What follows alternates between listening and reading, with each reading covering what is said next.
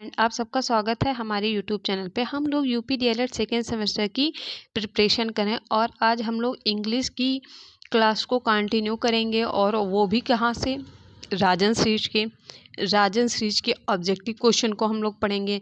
Part first में हम लोगों ने 22 क्वेश्चन समथिंग कर लिया था। आज हम लोग पार्ट सेकंड पढ़ेंगे और जो बच्चे नए हैं उनको मैं बताना चाहूँगी थोड़ा सा सिलेबस के बारे में कि इसका एग्ज़ाम पैटर्न क्या होता है, कितने मार्क्स का आता है। तो जो हम लोग का जो ये इंग्लिश है, ये अगर मैं बात करूँ तो ये 25 मार्क्स का पेपर होता है, 25 मार्क्स का पेपर होता है।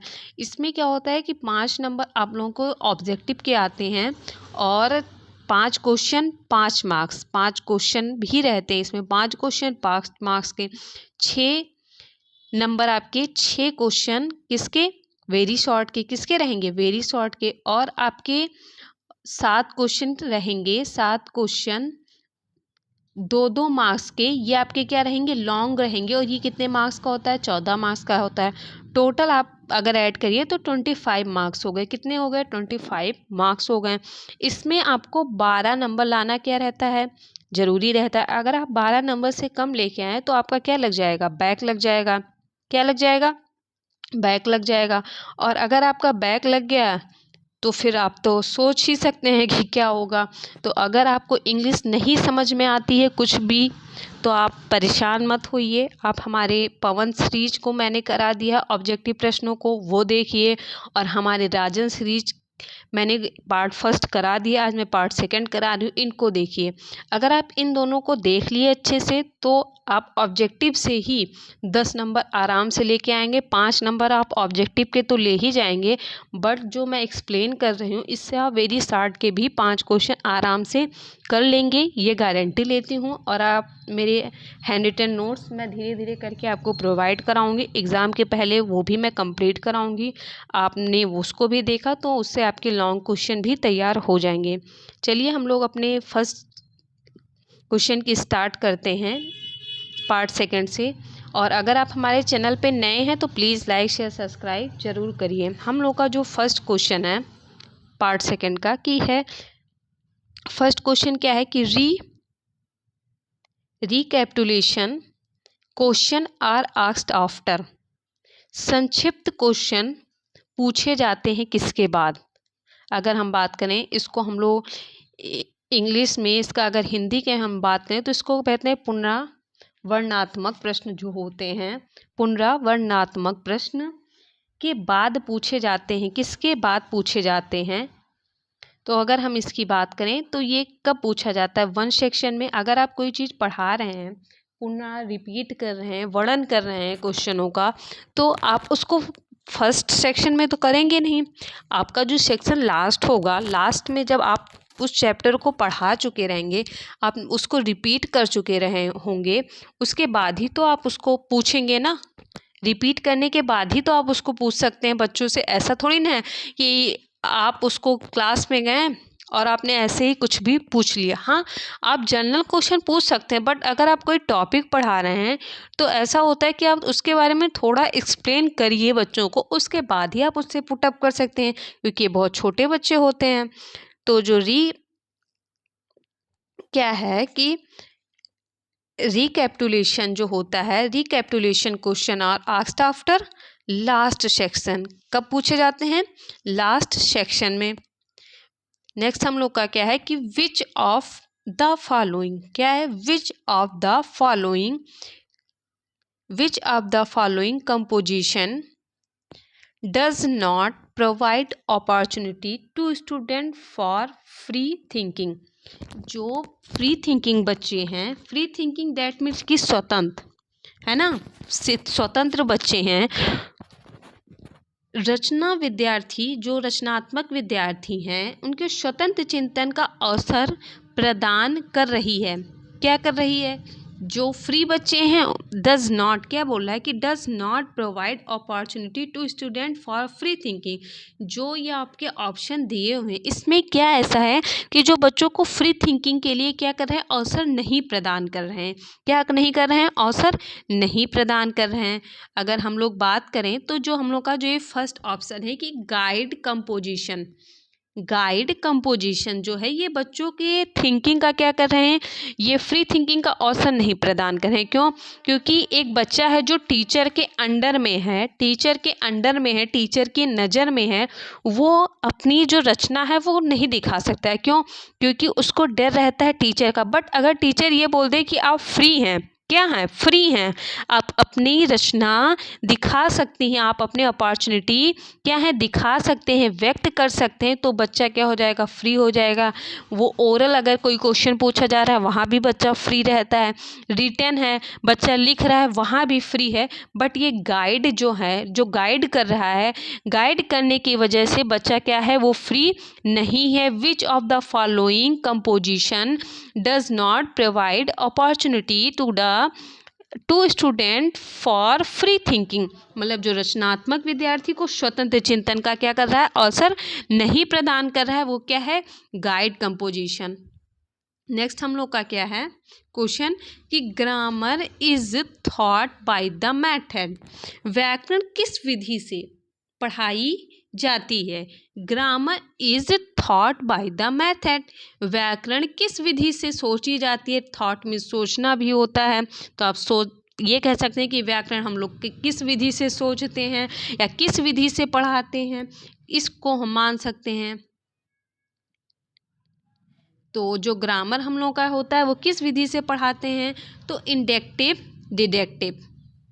क्या होता है, इंडक्टिव डिडक्टिव, आज्ञानात्मक होता है, निर्गुणात्मक होता है। हम इन दोनों विधियों से क्या करते हैं, ग्रामर को पढ़ाते हैं। Good quality of hand writing, good quality of hand writing, good quality of hand writing.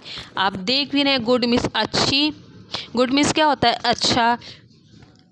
Hand writing जो है वो शुद्ध लेखन की क्वालिटी कैसी होनी चाहिए, अगर हम इसकी बात करें तो क्या होना चाहिए, सिंपलिसिटी होनी चाहिए, ब्यूटी होना चाहिए, स्पेसिंग होना चाहिए, सिंपलिसिटी होनी चाहिए, ब्यूटी होनी चाहिए, और क्या होना चाहिए, स्पेसिंग होना चाहिए। इसलिए इसका राइट आंसर क्या होना चाहिए, all the of above.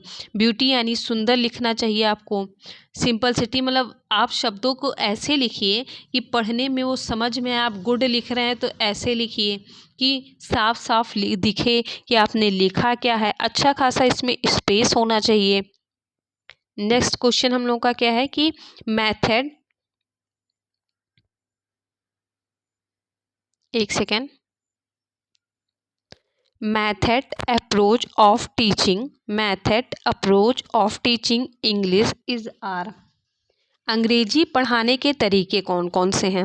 Method approach teaching English is are, पूछ रहा है कि इंग्लिश पढ़ाने का तरीका क्या है, अंग्रेजी पढ़ाने का तरीका क्या है। Structural approach, grammar translation method, direct method, all of them. तो इसका क्या हो जाएगा, ऑल ऑफ देम। आप स्ट्रक्चरल अप्रोच से भी पढ़ाते हैं, ग्रामर ट्रांसलेशन मेथड का भी यूज़ करते हैं, डायरेक्ट मेथड का भी यूज़ करते हैं, मतलब संरचना के अनुसार पढ़ाते हैं, सौंदर्य के रूप में पढ़ाते हैं। आप क्या करते हैं, अंतराल का भी यूज़ करते हैं, इसलिए इसका क्या हो जाएगा, all of them. A things of beauty, क्या लिखा हुआ है कि a things of beauty, a things of beauty is a joy forever, who said this, ये किसने कहा है कि सुंदर चीज़ हमेशा के लिए क्या होती है, खुशी देती है। सुंदर चीज़ हमेशा के लिए क्या देती है, खुशी देती है। ये किसने कहा था, तो ये जॉन केट्स ने कहा था। किसने कहा था, जॉन केट्स ने कहा था। क्या कहा था, a things of beauty is a joy forever, सुंदर चीज़ हमेशा क्या दे रही है, खुशी देती है। Next question, what is the nick name of structural approach, structural approach का निक नेम क्या है। अगर स्ट्रक्चरल अप्रोच की बात करें तो इसका निक नेम हमेशा क्या होगा, ओरल अप्रोच। ये इम्पॉर्टेंट क्वेश्चन है, ये कई बार एग्जाम में क्या हुआ है, रिपीट हुआ है, इसलिए आप इसको ध्यान रखिए। पूछ रहा है कि what is the nick name of structural approach, कौन सा व्याकरण संयोग द्वारा संयोगवंश पढ़ाया जाता है। तो इसका क्या हो जाएगा, क्रियात्मक नहीं सॉरी, इसका what is the nick name of structural approach, तो इसका क्या हो जाएगा, ओरल अप्रोच। नेक्स्ट हम लोग का क्या है which of the following grammar is thought incidentally. Which of the following grammar is thought incidentally. Incidentally मतलब क्या होता है, संयोगवश। क्या होगा, संयोगवश। कौन सा व्याकरण संयोगवश पढ़ाया जाता है। ग्रामर मीन्स क्या होता है, व्याकरण। थॉट मीन्स सोचना। इंसिडेंटली मतलब अचानक, जैसे कि आप सब जानते हैं। विच of the following grammar is thought incidentally. आपका क्या हो जाएगा, फंक्शनल ग्रामर। फंक्शनल ग्रामर कार्यात्मक। कार्यात्मक फंक्शनल मीन्स क्या होता है, कार्यात्मक व्याकरण जो हम लोग का है वह एक्सीडेंटली क्या होता है, इंसिडेंटली पढ़ाया जाता है। नेक्स्ट हम लोग का क्या है कि which of the following grammar lays stress on rule. कौन सा व्याकरण नियमों पर बल देता है। Grammar lays stress on rule. कौन सा ग्रामर क्या है, नियमों पर बल देता है। जो हम लोग का ट्रेडिशनल ग्रामर होता है, क्या होता है, ट्रेडिशनल ग्रामर। ट्रेडिशनल ग्रामर ये किस पे बल देता है, रूल पे। किस पे बल देता है, रूल पे बल देता है। नेक्स्ट हम लोग का क्या है, what is the two what is pronunciation related. Pronunciation किससे रिलेट करता है। प्रोनाउंसिएशन मतलब क्या होता है, उच्चारण। प्रोनाउंसिएशन मीन्स क्या होगा, उच्चारण। उच्चारण किससे रिलेटेड होता है, pronunciation. Pronunciation related. To what is pronunciation related. उच्चारण किससे रिलेट करता है, किससे संबंधित है। अगर हम लोग बात करें तो उच्चारण के लिए वोकैबुलरी होनी चाहिए अच्छी, आपकी स्पीकिंग आप बोल पाएँ। और क्या है, इंटोनेशन होना चाहिए। इसलिए इसका राइट आंसर क्या हो जाएगा, all the above. How many kinds of noun are there. संज्ञा के कितने प्रकार हैं। संज्ञा के कितने प्रकार हैं। तो अगर हम बात करें, proper noun, common noun, collective noun, material noun, abstract noun. क्या होता है कि प्रॉपर नाउन, कॉमन नाउन और क्या होता है कलेक्टिव नाउन, मटेरियल नाउन और क्या होता है एब्स्ट्रैक्ट नाउन। ये हमारे क्या होते हैं, नाउन होते हैं। प्रॉपर नाउन में क्या हो जाएगा, प्रॉपर में किसी व्यक्ति की बात करें तो इसमें राम आ जाएगा, आगरा आ जाएगा। कॉमन नाउन, कॉमन जो एक सबके लिए होता है, इसमें आप बात करें तो गर्ल हो जाएगा। गर्ल कोई भी हो सकती है गर्ल में। कलेक्शन में क्या हो जाएगा, कलेक्टिव नाउन में क्या हो जाएगा, कलेक्टिव नाउन जो आपका होता है ये क्लास हो गया, ये बंच होता है, क्लास हो गया, बंच हो गया। मटेरियल नाउन में अगर हम लोग बात करें कि क्या आएगा तो आयरन आएगा, गोल्ड आ गया, ये क्या है आपके मटेरियल नाउन। एब्स्ट्रैक्ट नाउन जो आपका होगा इसमें हॉनेस्टी आएगी और क्या आएगा, जॉय आएगा। ये कुछ इसके एग्जाम्पल हैं। नेक्स्ट हम लोग का क्या है कि which letter is silent in the word sandwich. Sandwich में कौन सा वर्ड जो है वो साइलेंट है। Which letter is silent in the word sandwich. Sandwich में कौन सा वर्ड साइलेंट है, सैंडविच। सैंडविच हम लोग क्या पढ़ रहे हैं, सैंडविच पढ़ रहे हैं। डी क्या है, साइलेंट है। Which letter is the silent in the word psychotherapy. Psychotherapy में क्या साइलेंट है, तो आप लोग देख रहे हैं कि पी साइलेंट है। साइकोथेरेपी हम लोग पढ़ रहे हैं। नेक्स्ट हम लोग का क्या है कि how many kinds of sentence there. How many kinds of sentence are there. अगर हम काइंड्स ऑफ सेंटेंस की बात करें कि काइंड्स ऑफ सेंटेंस कितने होते हैं, तो काइंड्स ऑफ सेंटेंस कितने होते हैं। फर्स्ट हम लोग का क्या होता है, assertive sentence. Assertive sentence. Next हम लोगों का क्या होगा, इंट्रोगेटिव सेंटेंस और क्या होगा, imperative sentence. Assertive, interrogative, imperative, optative और एक्सक्लामेटरी। आपके कितने हो गए, 5 हो गए। बट असर्टिव सेंटेंस में आपके क्या होते हैं, अफर्मेटिव और एक क्या हो गया, निगेटिव। इसीलिए आपके जो सेंटेंस होते हैं वो 6 होते हैं।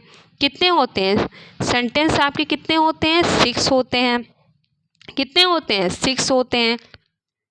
असर्टिव सेंटेंस और क्या हो गया, interrogative, assertive, interrogative, imperative, optative और एक्सक्लामेटिव। असर्टिव में क्या हो गया, अफर्मेटिव और एक निगेटिव, इसको याद रखिएगा। नेक्स्ट हम लोग का क्या है कि what are the two respective skills. आपका क्या हो जाएगा, लिसनिंग और रीडिंग। लिसनिंग और रीडिंग ये आपका क्या हो जाएगा, receptive skill.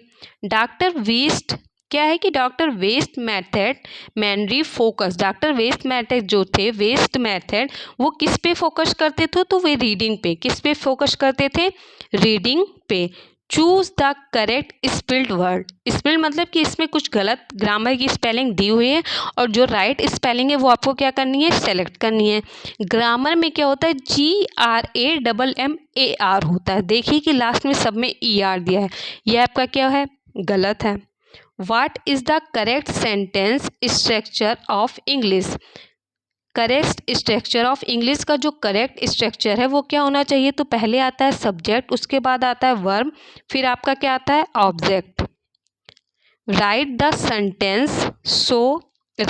Sentence to show explanation.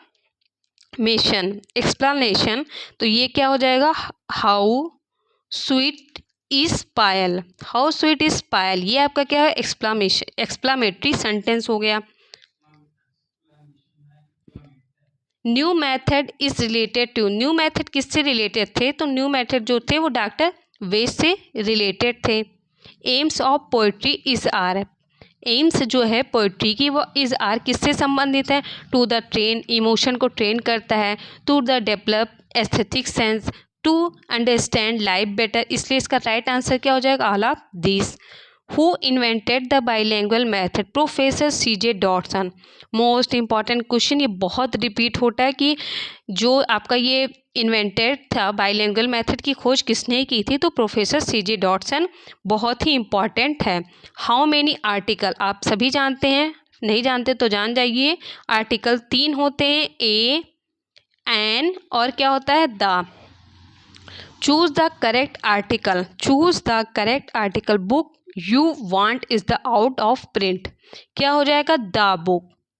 जो निर्जीव वस्तुएं होते हैं उनके सामने क्या आते हैं, उनसे पहले द का यूज हम लोग करते हैं। The superlative degree of beautiful. Beautiful is में सुपरलेटिव डिग्री क्या हो जाएगा, मोस्ट ब्यूटीफुल। क्या हो जाएगा, most beautiful. In which method is the mother tongue use during the early stage to explain the meaning of new word phrase idiom sentence. जो है ये किसने दिया था, तो ये है बाइलिंगुअल मेथड अप्रोच। इसमें क्या होता है, मदर टंग को हम यूज़ करते, दूसरी लैंग्वेज को क्या करते हैं, सीखते हैं। Choose the correct. चलिए आज के वीडियो में इतना ही। अगर आप हमारे चैनल पे नए हैं तो चैनल को लाइक शेयर सब्सक्राइब जरूर करें। ये हम लोग का पार्ट 2 था। पार्ट 1 मैं आपको डिस्क्रिप्शन में लिंक दे दूँगी, आप वहाँ से जाके देख लीजिएगा। अगर आप चैनल पे नए हैं तो प्लीज़ लाइक शेयर सब्सक्राइब ज़रूर करें। धन्यवाद।